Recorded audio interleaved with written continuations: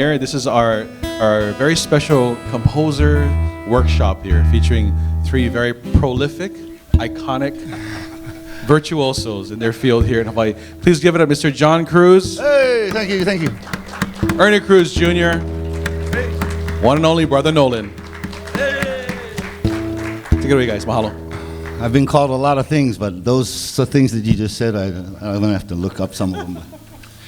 Yeah. Now what? Well. Okay. First observe us. Right. No, actually, there's you got these survey. Right. We're going to hand out these survey things so you can evaluate us. Evaluate us and evaluate the workshop, the festival itself. Oh, we're off the hook. Festival. This is just evaluate the festival. Just whatever the highest marks are, just the highest. I don't know if the numbers indicate, but this is actually the second year, correct me if I'm wrong? Second annual Nahoku Festival. Yeah, so it could be that if you fill out the survey and, yay and nay, whatever is going on there, that this could be every year a part of the overall experience. So these air-conditioned rooms are really nice, so please, it's around summertime, so do the right thing. Make the right choice. And Ern, you have a song you might want to talk about? A song that you might have wrote that you've claimed that you've written over the last. Oh, tough question. Tough question, yeah. Let's see. Maybe somebody has a question. Yeah. Right. Yeah, here we are. Yeah, Let's we'll do start that. with you guys. Yeah. Question. Yeah. Any I mean, that's why you came, right? You want to know why we do what we do and why we chose it, And there's all kinds of occupations. About just how you guys got started in music, or Wait. Go ahead. How do you keep yourself inspired? Being in the music business for so long and having written so many fabulous songs, how do you continue with that and not get burnt out? Oh, just. Let's go one at a time. Okay. Well, just the reward of writing a good song, of knowing that. I mean, sometimes you go through periods where no inspiration, no nothing, and just like grasping it in the air for anything. That can be frustrating, but just keeping at it and knowing that the reward, having when you write a song and you're finished writing, or even when you get a little spark of a song, oh my God, there might be a song in this thing. Just that feeling itself, keeps me inspired. And then if I can actually finish writing a song, and it still has that same feeling, then it's a reward in itself. Because I've gone through droughts of no writing, so I know what you're saying. How about you, Ernie? Me, actually, I got burnt out. I am the product. Yeah, I was going to burnout. say that too. We do get burnout. Yeah. Yeah. I was burnt out for a while. Didn't touch the guitar, and I actually wrote what I claim are songs that I've written, like 20 years ago in Hilo, 25 years ago in Hilo, and it's been a kind of a interesting, ride to try to get back to a creative space where I can write again. That's kind of where I've been coming from. I come up with melodies all the time now, but, words that I think, are half decent. Every time I start putting words to it, I go, so, work in progress. But yeah, sometimes you might go through a little burnout and, not even touch the guitar for, days, weeks on end, and then pick them up. And some days I'm touching it a couple times or, too many times to count in a day. I even have a guitar in the bathroom. That's how much I wash my hands before I touch and play, but it's in the bathroom because sometimes I think as I'm letting out things, then I have room and things are coming in. There's space, one of those things. Ernie said a good thing too. He said creative space, yeah? So sometimes you got to create that space in order to, if you're having like an artist block or if you're burned out too, and that we do get burned out. Yeah, so then you gotta step out of your box that you're always in. Right. Yeah, and that's how you get inspired, right? It's like if I take you on a nice hike to La'au Molokai, you're gonna be inspired. Yeah, so that's what we do. So for me, I go to nature. Yeah, because the nature brings you. You go outside to come inside. You know, but I don't only use nature, but I use that as the starting point too, because I write every day too. Like that's my business. You know, that's what I do. But like, I've been at my mom's house on her couch for the last 3 months, and that's very inspiring. Nothing like writing on your mom's couch. Yeah, that's where it all began. Back to the root. Right. Return to Pua Lane. Right. Yeah, so you create these spaces, yeah, so that you have, you know, you become inspired and have time to reflect, yeah, on what's happening with the world and stuff, you know, sort of like that. So should we be expecting a return to Pua Lane? As far as not like return to Poo's Corner. Right. My daughter, she called from the mainland. Dad, what you doing? Oh, walking through Pua Lane. I'm writing one song, Return to Pua Lane. But really, that's really, I mean, I've written some really good stuff on my mom's couch, you know. I go there, you know, go to that place, yeah. And that's where you find it too, yeah. You know, and sometimes you just wherever you are, you know, too. So you come very, very, as a songwriter, you become very, very aware because you're like a historian, yeah. Or you're chronologically looking at stuff all the time, yeah. And you know, what you can do and what you can provide as a songwriter is you can tell the story of the rest of the world, yeah. What somebody else is thinking, yeah. And you know, it's not going to be like the Elton John of, don't shoot me, I'm just a piano player, you know.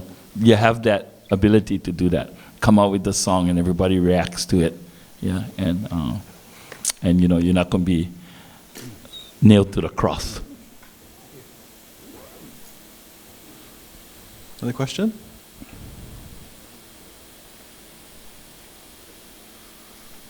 Yeah. Go ahead, right here. Can you speak a little bit to when you're doing your songwriting, how much is in your mind about what people will like versus what it is that you're interested in saying, you know, what would be commercially or Yeah, good question.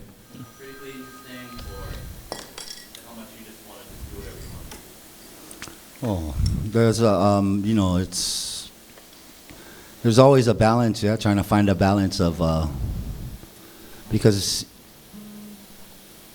what happens, unfortunately, is our internal editors just prevent us from writing songs at some point, you know, because as soon as we think about a chord and go, oh, that's a nice chord, we go, no, it's not very nice. It's just like this thing. And, or your good friends who, you know, you play them a little piece of a song and they go, oh, that sounds just like the kind, you know, and they just, you know, so it just go, oh, okay, yeah, you're right.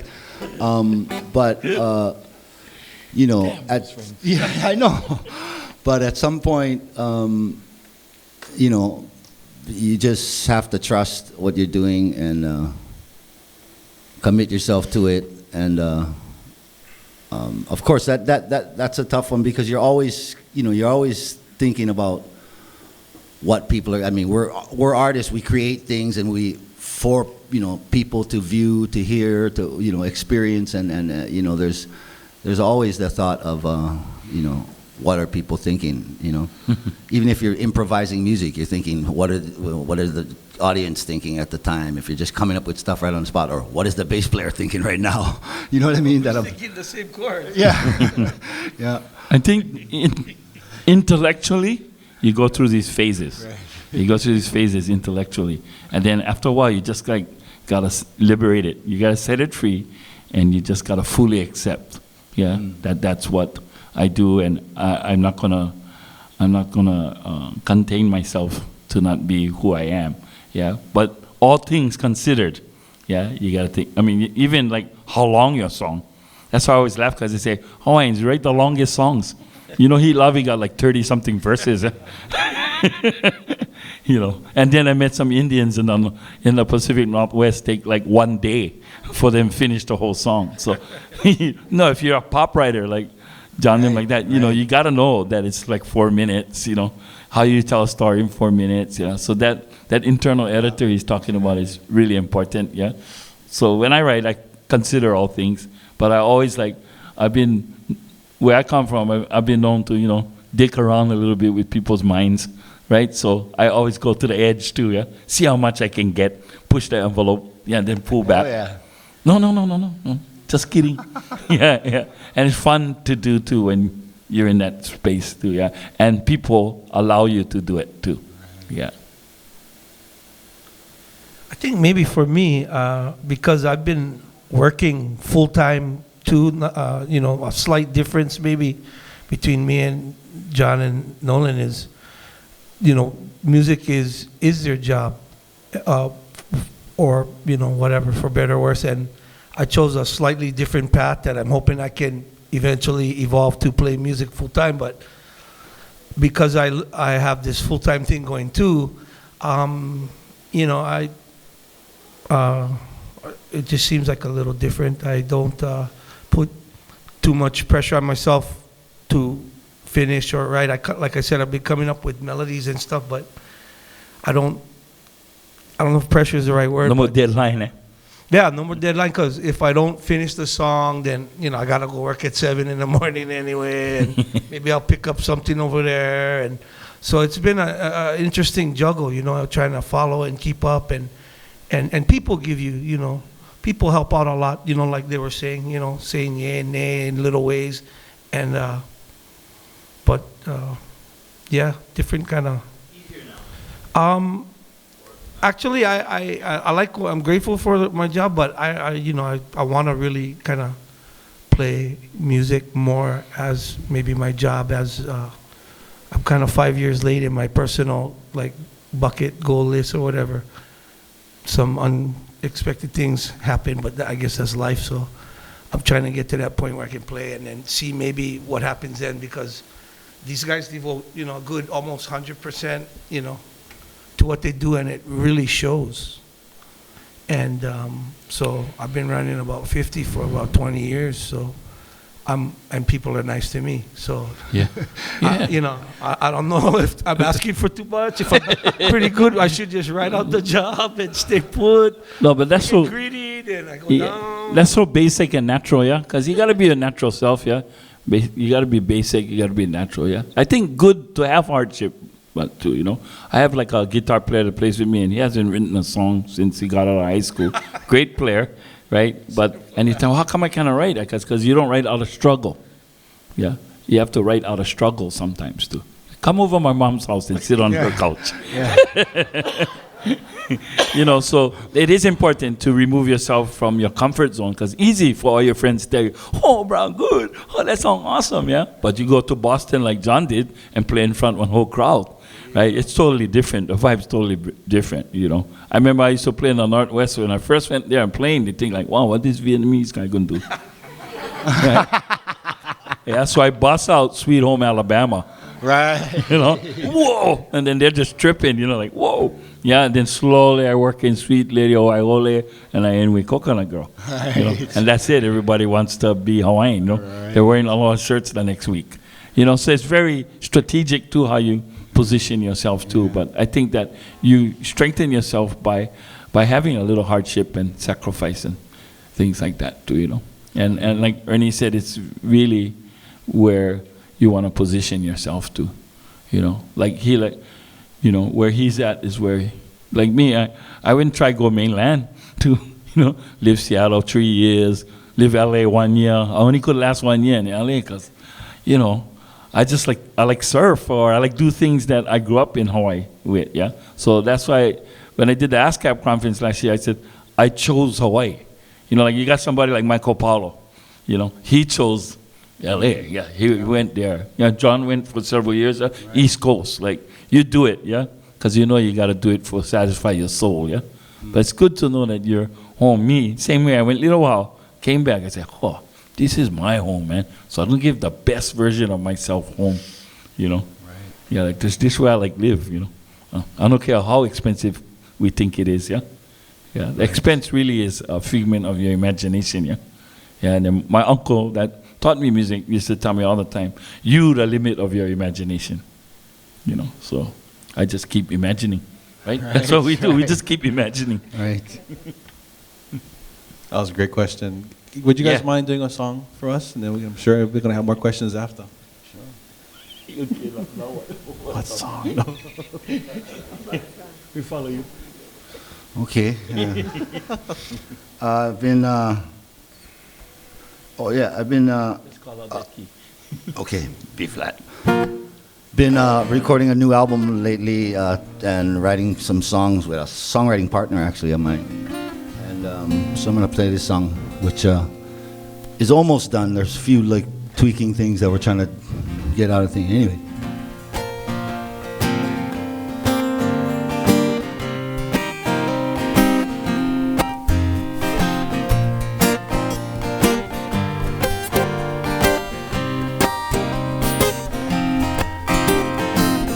All I need is a little air, some for me, some for everywhere. All I need is a little sun, some for me, some for everyone. Little bit of love, little bit of love, yeah. Little bit of love,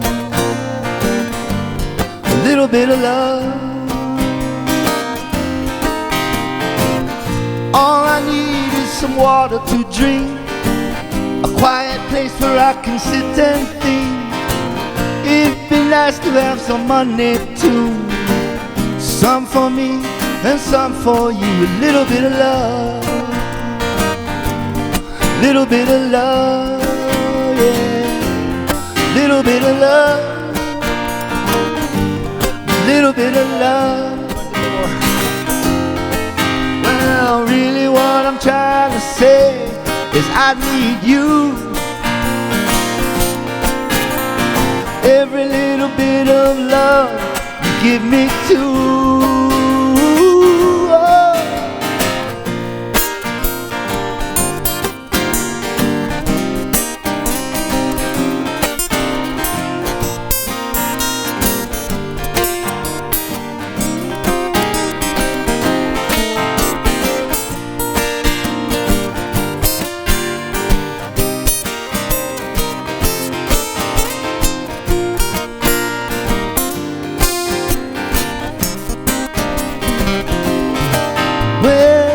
If I had me a happy home, a place I wouldn't have to be alone. It sure be nice to have some candlelight, light the fire in the heart at night. Little bit of love, kind that I need. Little bit of love, we no need be greedy. Little bit of love, we sign love, peace, treaty. Little bit of love, life will be sweet. Oh, a little bit of love. How much? Little bit of love. Little bit of love. What do we need? Yeah, a little bit of love. That's what we want. Just a little bit of love. Yeah, a little bit of love. Little bit of love. Little bit of love.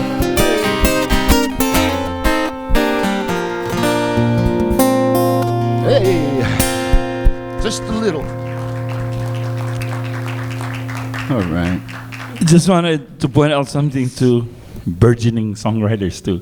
See, like when somebody like John plays something like that, like we work on music and the musicality a lot, so we trying to fit, yeah. But we also know the forms, yeah, the formulas, like like there's formulas in the way that you write song. That would be more compositional, a compositional class. Like there's a form, there's formulas and chord progressions. So as soon as he started that, then we knew where he was going already. Right. Yeah, because that's what we do for a living. Yeah, too. So okay, and then what we try to do is put the $1 million fills in it. And that's why we get like people like Enrico Polton. He'll hire like the best, or even John too. He'll hire like. He'll hire Michael McDonald because they're so good at finding the $1 million fills because that's what they do. The range is so broad, so they just listen to it one time and, ding, or like Ernie's probably never heard this song, but he knew what to do. You know, he knew to do. You know, to make it happen and fit. And that's what songwriting is about too. And like a palette, yeah. And you know what paints to use. Right. Yeah. Because you can change that song totally around and put it into another genre. You know, like put it into rock. Oh yeah. The Sure. tempo. Wow. You play Tempo. with the tempo. It's like it's endless. Music is almost, in a sense, maybe there's a limited amount of chords that you have. So you're sort of limited in that way, but there's so much complexity in its simplicity. It's almost like just like life, without trying to get too philosophical. You know, there's a set amount of things you can do, and sometimes you get caught up and you think you can only do that, but then you listen to friends or you experience things and you realize, hey, I can do, you know, I can change this up a little bit just by speeding or slowing down the tempo. Oh, yeah. Or just giving it a little jerk, and it's a completely different feel. Oh, yeah. I mean, listen to So think many about all things the you so- could do. oh, With a tempo, just a tempo change will like change the feel of the song. Chord change, you know, a key change. If I sang it down here, all I need is a little Right, air. just that little Has a different shade. emotional quality to it and everything. Even if I go a half step more, all I need is a little air. You know, a lot of subtle and, you know, really obvious things, you know, can happen just by Instrument- changing the key, you know, or using a different instrument on it, or Instrument technique too. You know, he could have played yeah. it like this. Like, exactly. you know, like started off like.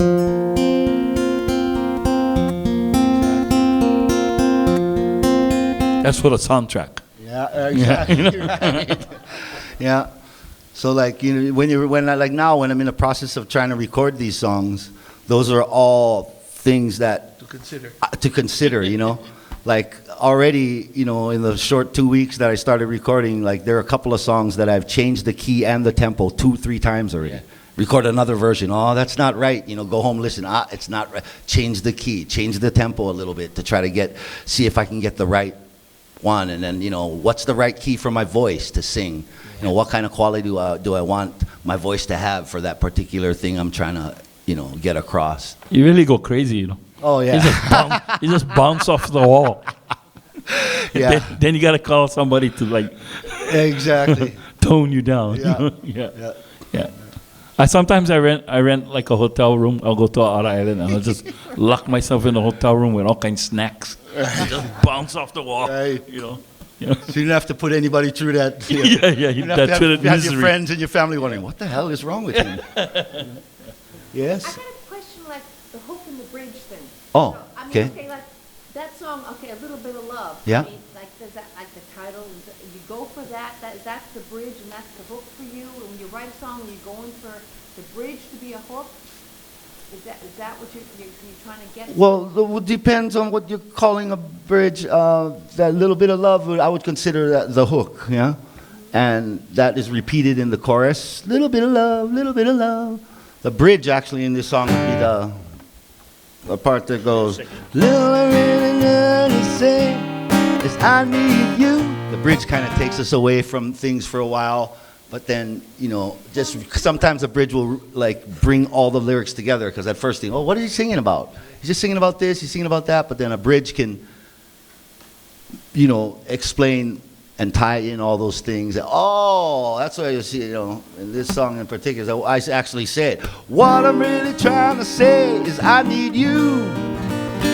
That's pretty obvious with how I'm saying the bridge, but sometimes bridges can be real, you know, esoteric, and I don't even know what the thing means until 3 years later when I'm listening to the record and I go, oh my God, that's kind of cool, or, you know, or oh my God, that's awful. Why did I do that, you know? Ern wrote down. I think that's kind of how you want to write too, but because art's like that, you know, and you know, it's like putting a figurine on a table of 12 people. They all view it from a different perspective, yeah. Too, and as artists, that's why we're trying to do. We're really being innovative. And I remember when I was in high school, I used to love to listen to Stevie Wonder. Oh Yeah, and on my earphones because there's just so many stuff going on. You listen over and over again, and it's just, and if you're about musicality and phrasing and things like that, there's so much stuff going down. Yeah. So what I learned to do afterwards was, I started studying artists. Yeah, so that when I go in the studio, I know how to place music. Oh. Yeah, because you gotta arrange music in the palette of your inner mind. Yeah, and you gotta, put this over here and put that over there. How does it sound if it goes back and forth? And all. I mean, it's so creative. Yeah, it's so vast. It's never ending. And then you just gotta come to one point. Like, okay, stop, just stop. Print it. Yeah, do something. Yeah, but that's the fun part and the artistic part too. Like it's really a beautiful thing too. Music is like, it is life. It is life, and it's all the colors. And you have to. It's like a entity, like a aumakua. You have to continually feed it. Yeah. If you don't feed it, then that thing gonna get rusty or stuck. A Wizard of Oz, Tin Man. Right. And it really stems from your heart. Yeah. The passion and all the things you need. Those are like the values you need to continue to the journey. Like we didn't go where all the rest of our friends went. No, we'd stay here in the bathroom during lunchtime and play our guitar, We stayed there, and Pretending to drink. Put it this way, not too many athletes played music. Really, it's a rare bird that is an athlete in high school or whatever and actually played the guitar in any capacity. Yeah. I don't know. They try somewhere else. They Their passion is. Oh, they try. Their They passion try. is somewhere They else. try hard, and but you still get invited to all the football parties. But they'll go, hey, go get Cruz. He's in 306. Yeah. Tell him meet us up St. Louis, bro. We're gonna be up there. All the boys. Okay, go. Boom. So I mean, I can tell you, as long as I know these guys, and I know as long as they know me, we've always been doing what we do. We've always been doing what we do. And our friends are the same. Oh, he was always the guy in school who do ukulele or the guitar. I mean, I bet you if you go back to our annuals, you'll still see us like that. This is what we do. So I always tell people, oh no, this is my laptop.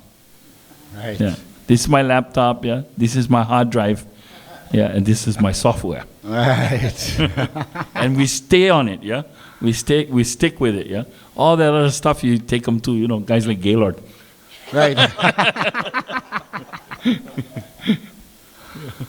Oh, can you please share us a song, Nolan? One more Tiffany. question. Yeah. I was curious about how often you are in musical collaboration and songwriting with another person, and how often, what breaks you, how you negotiate that relationship when you songwrite with somebody else. You try songwriting together for marriage. See, so you're already negotiating. You try to negotiate without putting each other down. Right. Or Right. My good friend Yvonne Chenard, Patagonia, he says, commit first, then figure it out. Yeah, so it's kind of like that. To even use the word negotiate means okay, you negotiate at the end, right? Well, who gets what and who gets what. You gotta have that free flow. Yeah, it's more like, hey, we all go surf together. Yeah, and we get in the water and we surf, and then we see each other catching the wave. Whoo, that was a nice one. Yeah, and then of course, you try to catch a nice wave too. Yeah, it has to have that freedom to me. Yeah. It has to have that freedom. And sometimes it's just compatibility. Yeah, it just clicks like C and K, or something. Yeah, I mean they compatibly clicked musically. I don't know about anything else after that, but that it just happens, yeah. Yeah. Like I saw your piece with Jack, like that. It's so natural, Yeah. It's so natural. It just happens, Yeah. I'm always natural with Ernie when he comes to me. Anytime he wants, he can come on my stage and get up and play because this is natural. We don't violate each other's space or whatever you want to call it or anything. Yeah. We just all nice, We're here for the music, yeah. So that's what you tell your husband. I'm just here for the music. Yeah. Yeah. Was that Yeah. good? Yeah, excellent. I'm actually in the process, this album that I'm recording, I've co-written just about all the songs with my songwriting partner who lives on the East Coast. And, you know, it's like telephone. Yeah, amazing. I've Yeah? taken like 6 trips to the East Coast in like the last year and a half. But, you know, it takes trust. I trust him. He trusts me.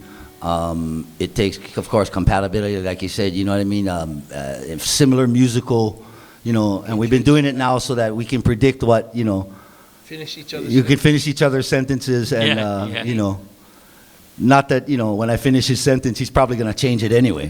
You know what I mean? But I know that, and I allow him to do that because in my mind, I'm thinking, okay, yeah, that's great. That lyric change is great. You can use it on your version. On my version, you know.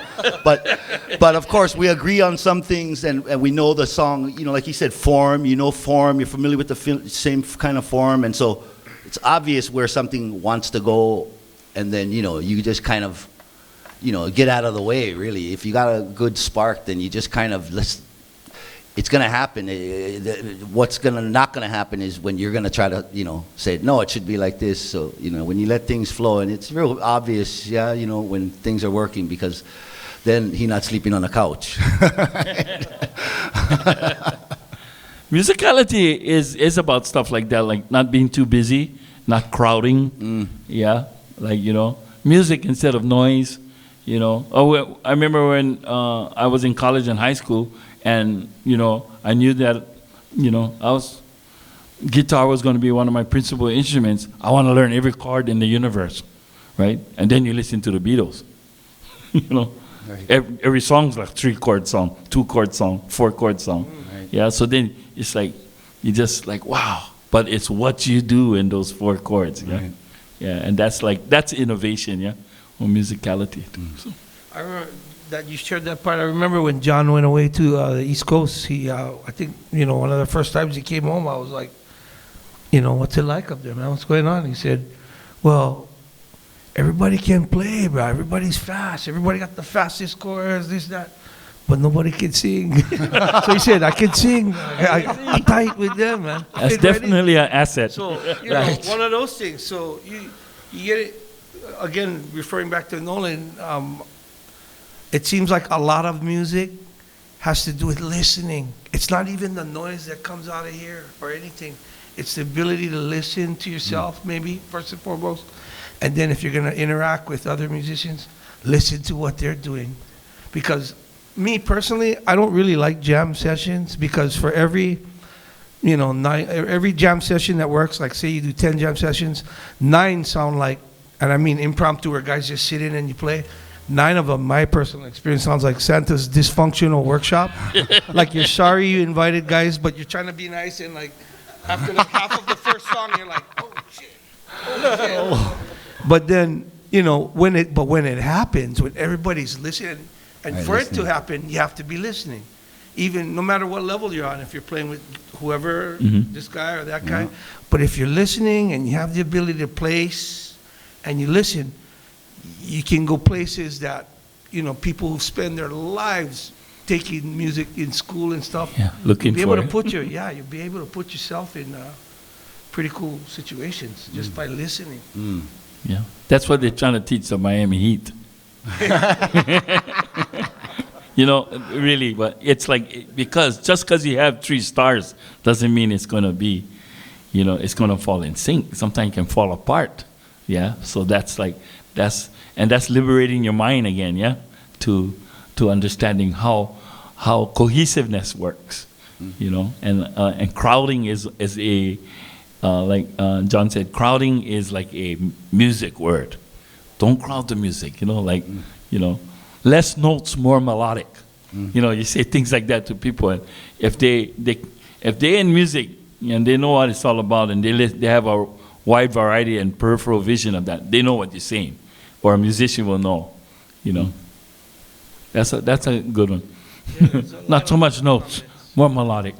I have a Remember little a trick. t-shirt? I have a Yeah, little sorry. trick sometimes when I, you know, a lot of times when you're playing, when I was on the mainland, you get this gig booked and you don't have a band, you know, so you just somehow throw something together for this gig, and so you're playing with people who you've never played with before, who you have no idea what their playing is like or whatever. But you show up at the gig and there's a bass player there and there's a drummer there, and so okay, and the gig's about to start. And like I little trick I would do sometimes, I would bring some Q-tips right before we go on stage. I give them the Q-tips. What is this for? I said, "You clean your ear. You might hear something," you know, just to kind of get them to okay, you know, just a kind of a fun sort of joking way of saying, like, shut up. It's a little sarcastic, And, actually. and yeah, it's a little, yeah, it is, yeah.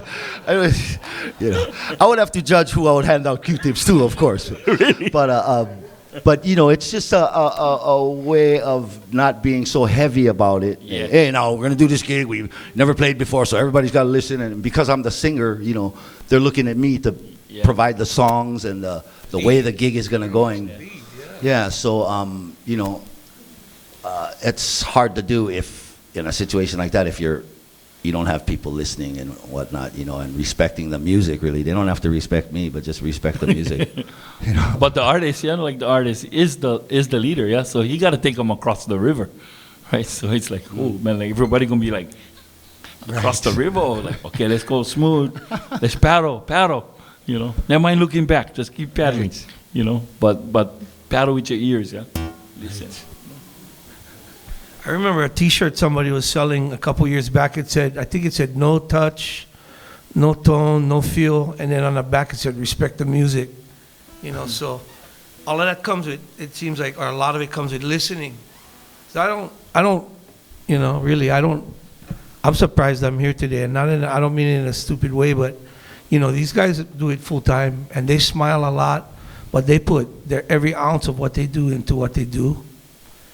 And it's just, you know, a lot of it has to do with listening, you know, just creating space for people to move.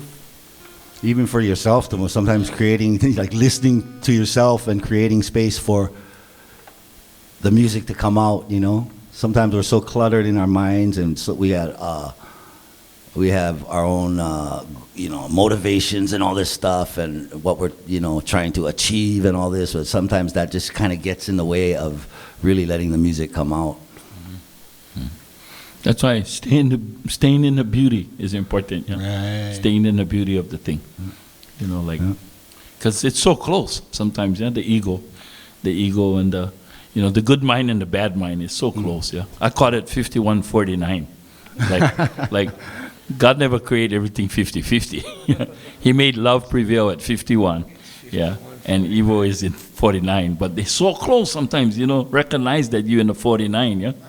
Yeah, when you really should be in the 51, and that's when that's all the happy stuff too, you know. Right. You know, that's the, you know, and it's really a close, fine line, yeah. To say, and we got to catch ourselves every time because the ego get in the way. You know, that's how most people say it, but I say it in a beautiful way or a pleasant way, yeah. So it doesn't offend anyone too. You know, you want the music to touch people, yeah. But I did have my period when I was like that, radical, right? Because it's like how we grew up here in Hawaii too, and what we saw during our period of time, yeah, and what we were taught to, or what we were oppressed about, you know, and we, you know, because we're historians, basically, we write the history, you know. So, I mean, we'll do them in a song then. Yeah. Let's do it in a song. I always wanted to do this with these guys because we come from the Kai, man. We come from the place, from the roots, you know, and we all surf, you know, and we all grew up in Waikiki because Waikiki was like the place, you know. And this is one of the first songs I wrote. I wrote this song when I was in 7th grade, I think, and I wrote it at the wall down at Waikiki after a nice session at Publix. Went off to the wall. And a song has a history of itself and a journey. And this song was the first song that was banned from Hawaiian radio. Yeah, but I still get a lot of requests for it, you know. And it was during the period of the time. And how I wrote it was, you know, you're just hanging and you're just loving music. You know, I remember Mackie used to always say, "Oh, just sitting under the tree playing my music, right? Just sitting under the tree playing my music." And at the time, I was surfing, and I saw the movie Endless Summer. You know, like one of the first movies, and you know, they'd got this chord progression thing going.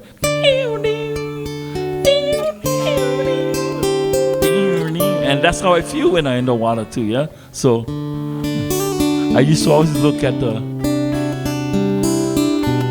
the Hawaii or Waikiki from the perspective of the water, yeah?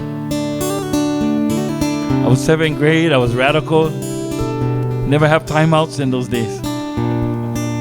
I was on the edge. I just want you to notice, like, you see how I'm on this side, but they already know where to go, yeah? Because they've been there, yeah?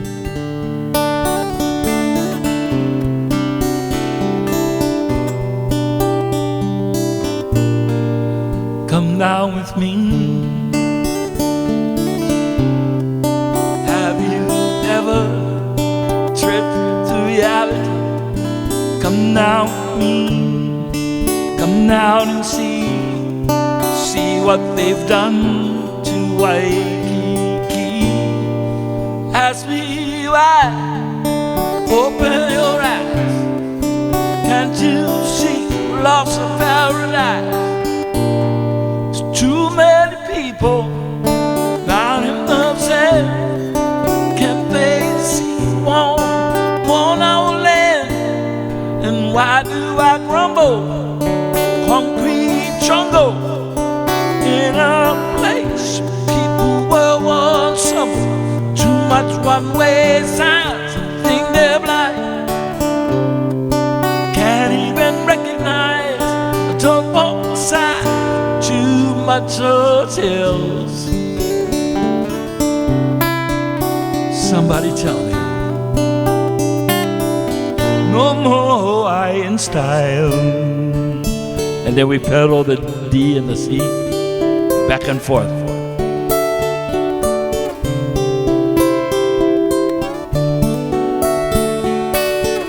And we walked on the beach together, me, John, and Ernie. And we paddle out. And we say, John, you first.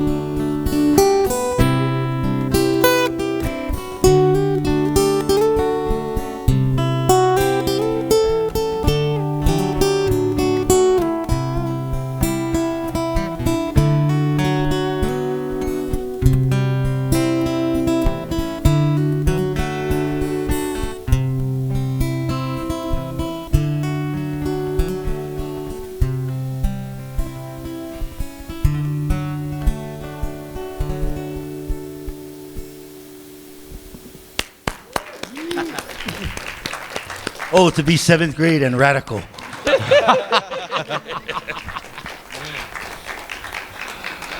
7th grade and Oh, man. Love memories.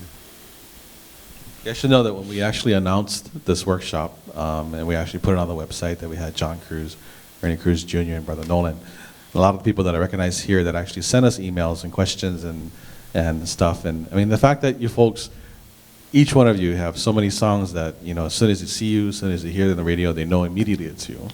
What kind of music do you guys listen to? Oh, I know what I'm listening to right now on the way over. I'm listening to Bonnie Raitt, Nice. and I got a couple of them in there, but I was just listening on the way over, Nick of Time. oh, beautiful. Beautiful yeah. song. I just seen a video and then Googled up the Civil War. It's these, I don't know if they're husband and wife, but man, they sound good. 2 voices and 1 guitar. Yeah. Almost like, what was that guy back in, a while back, Black Chicks Tuck. Tuck and Patty. Tuck Yeah. Kind of a tuck and patty thing, but more like bluegrass kind of. Yeah. Bluesy Gillian kinda. Welch, maybe? Yeah. Was it Gillian Welch? No, it's No. they call themselves the Civil War. Oh, wow. Sweet. Good stuff. Right. I've been listening to Bruce Coburn's new album, Yeah. which is just fantastic. He's an unbelievable songwriter and singer, guitar player. Paul Simon's new one too. I've been listening to that a little bit. Yeah. Any questions, folks?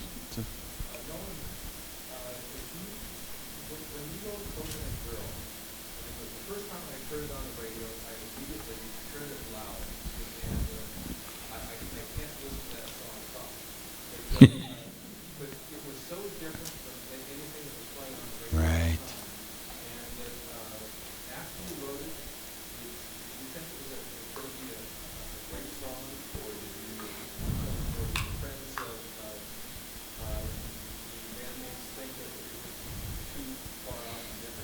Well, at that time that I wrote it, I wrote it in the back of a basketball gym afterwards. Anyway, after playing basketball, I was just hanging out with the boys, and Willie on the Pooh Boys in the corner, and we just playing it, yeah.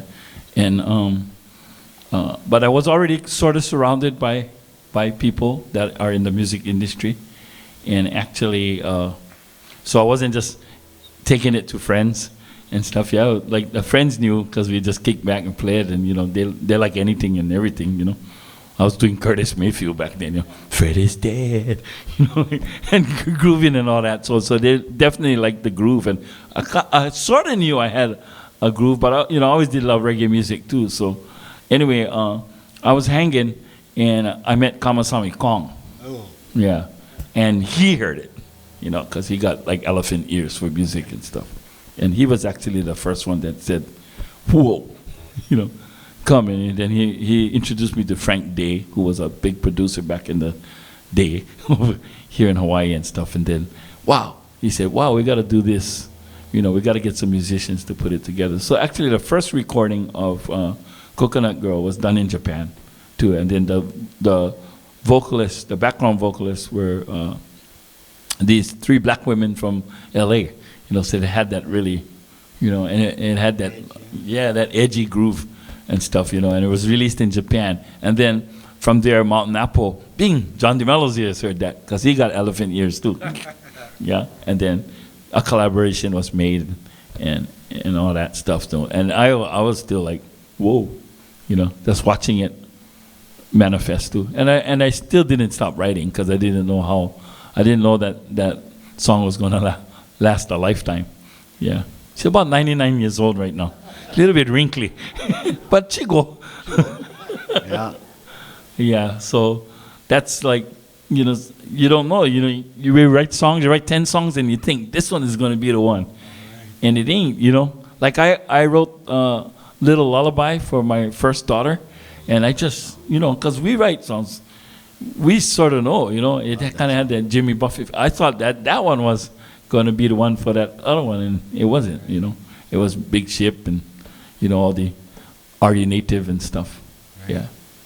But that's the history of the song. Again, music, you just keep writing, you know.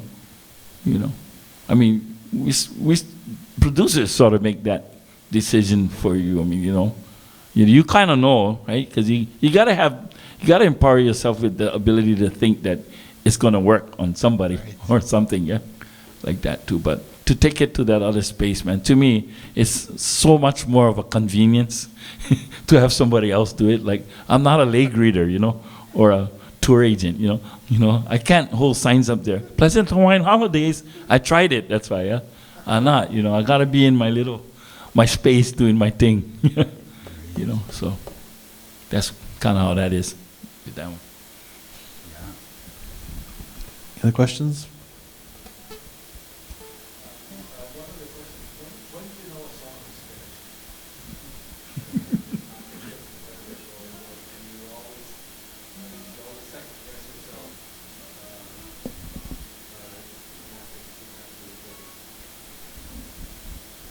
When they tell you stop. Yeah, usually when you get it back in it's shrink wrapped, you got to pretty much assume that, okay, that's done. Even though at that point you still things that you think, oh, I should have changed this, I should have. At some point, a version of the song. Like me, I just have to think, right. Okay, this is a version of the song because, through playing it, I mean, there's songs that I've recorded and put out that I'm still making changes to, and still discovering, like, one night I'll be playing and I'll go, damn, I should have done that. Because I'll do it some way and I'll be like, why didn't, you just. That is the pleasure of playing live, but Yeah, So for the sure. pleasure of live, you can just alter the whole thing. Exactly. To a 18-minute version of Coconut Girl. Right?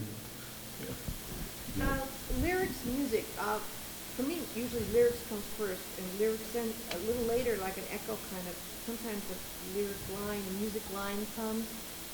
Do you get mostly inspired first by some words, and then the music comes to fit the words, or is it? I don't get too picky about it. Sometimes it's melody, sometimes it's a phrase that will just, just a phrase that you get, like, say, like, a little bit of love.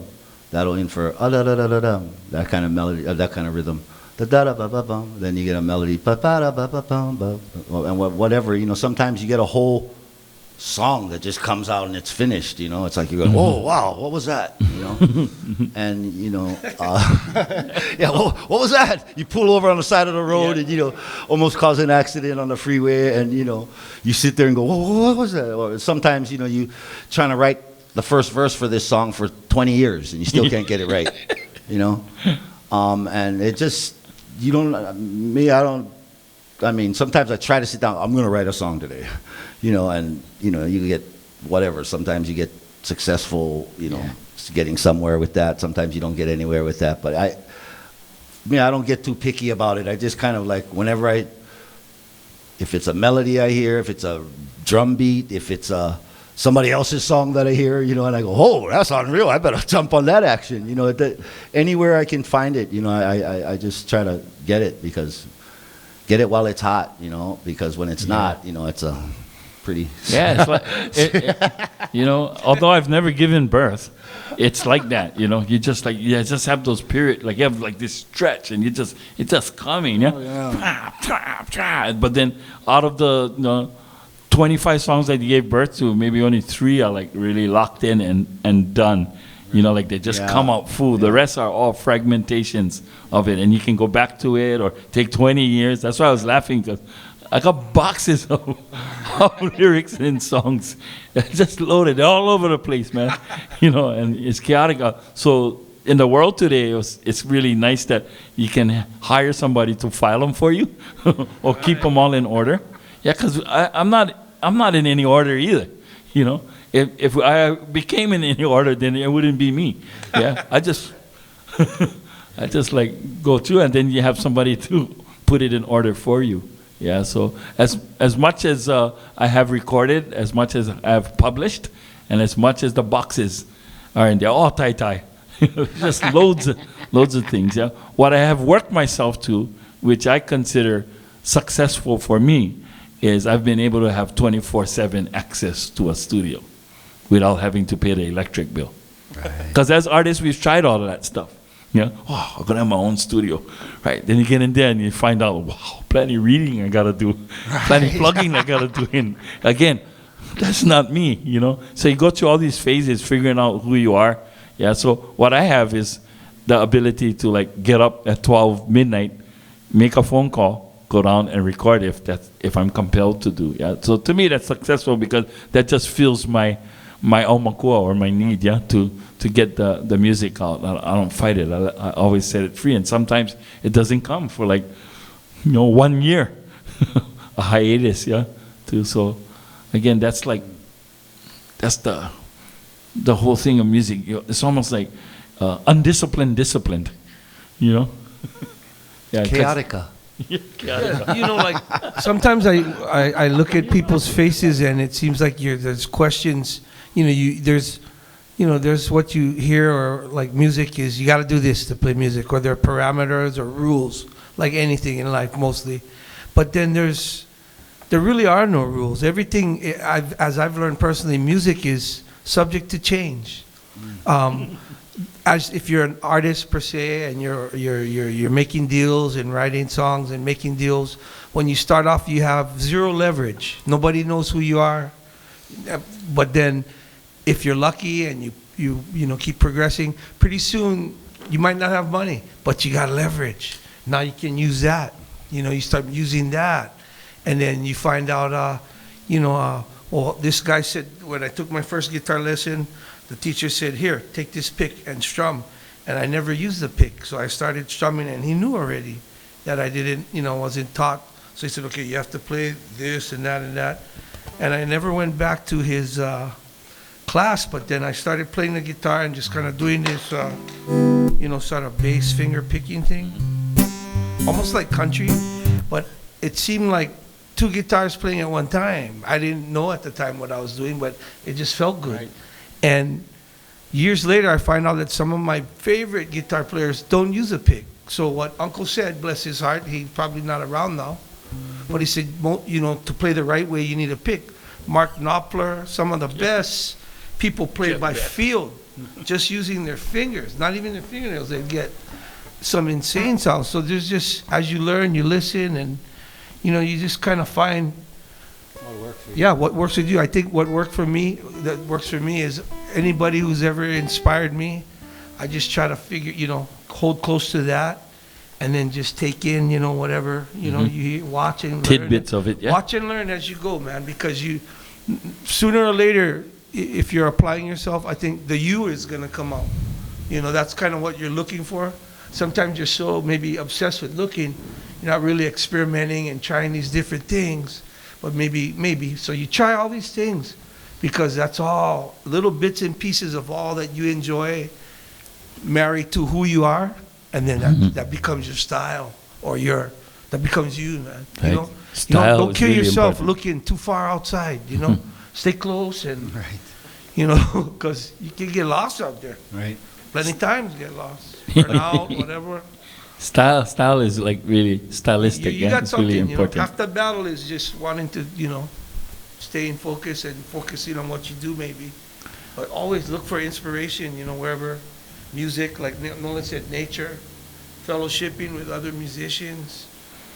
But you gotta commit to the musicality. I'm really strong on musicality because it's like it's a language, or it's like a system, or it's like a culture, yeah. And if you don't, it's like when I first started playing like Waikiki, 7th grade I wrote that song. So then, wow,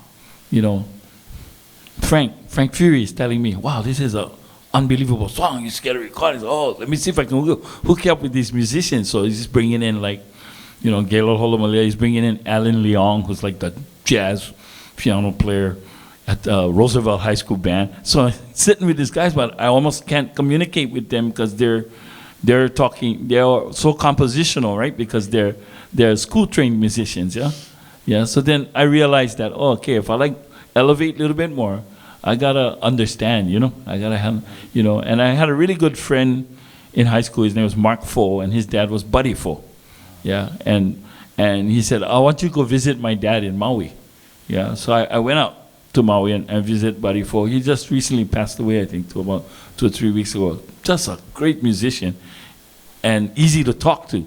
So he was telling me too, like you gotta have your basics at least, you know.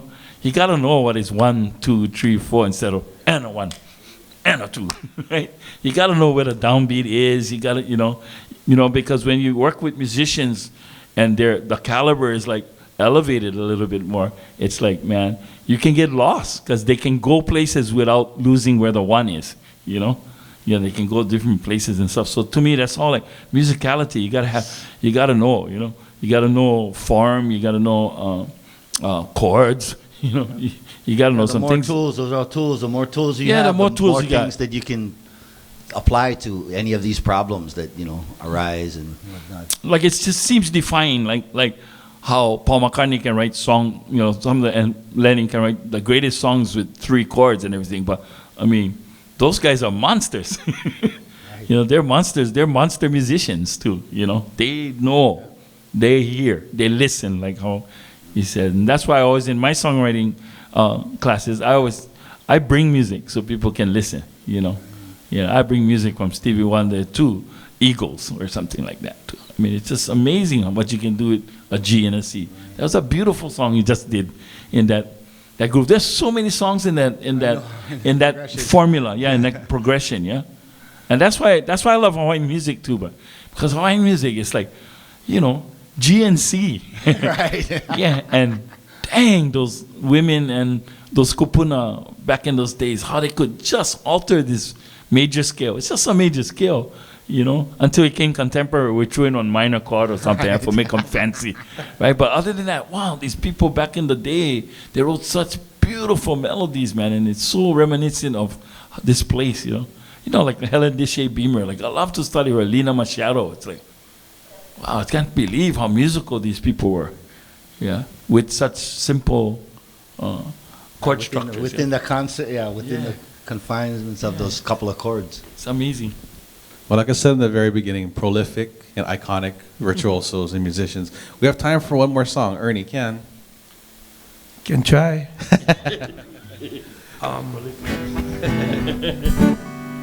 Okay, I'll do something different. One of the things that I've used, one of the tools or whatever mechanism that I've tried to use actually to get me out of a funk, creative funk, is to take somebody else's song and just kind of, play around with it. And so, if you're familiar with, let's see, what chord would he? Maybe, I think the F chord is what maybe Boardwalk was originally recorded under. So if you listen to the melody line, it goes, when the sun be down, the tower upon the roof, under the boardwalk, down by the sea. They do that high thing that everybody's familiar with. So I figure I go up here in A and do it in A and just keep the song structurally the same, but maybe do something a little different with the with the vocal part, just to make it creative. So this is my latest butchering of Boardwalk. When the sun beats down past the tower up on the roof, and I throw in a minor chord. Can your shoes get so hot you wish your tired feet were fireproof? Under the boardwalk, so I do the high part early. Down by the sea, instead of going high. On a blanket with my baby, that's where I'll be. So it's still the same.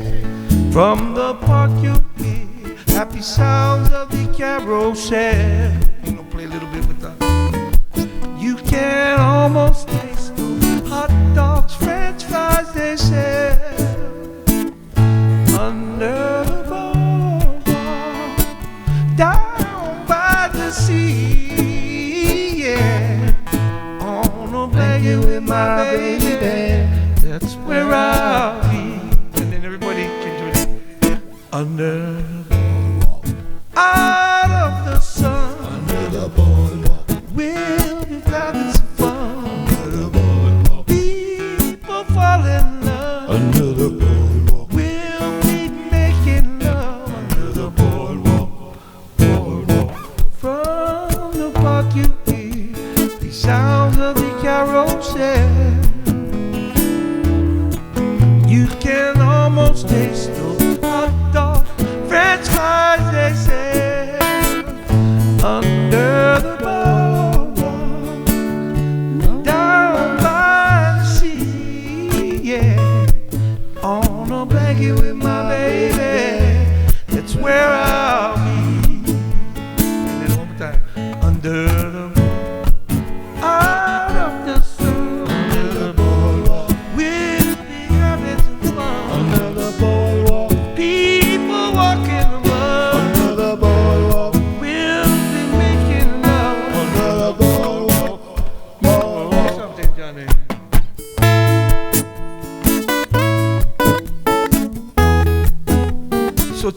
song that you like and you were inspired by, just, you don't, I mean, this is my opinion, but you don't want to change it too much so that people, oh my God, what is that? But you give it just a little spin, and then people go, hey, wow, I remember that one. You know, so,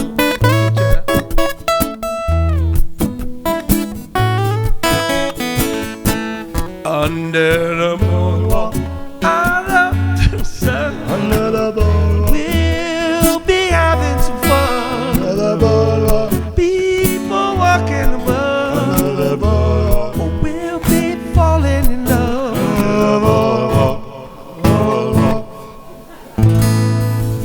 Folks, please give it up. Brother Nolan, Ernie Cruz Jr., John Cruz. Thank you. And thank you, Hawaii. Thanks, Paulie. Thank you, guys. Thank you, everybody. Thank you. Mahalo, folks, for coming out. We have, do encourage you to stick around. The next songwriting session we have is going to be with David Pack, better known from the group Ambrosia, as well as Grammy, he's a Grammy winner too. Grammy winner and songwriter Patrice Rushen coming up next, folks. So we do encourage you to stick around. Mahalo.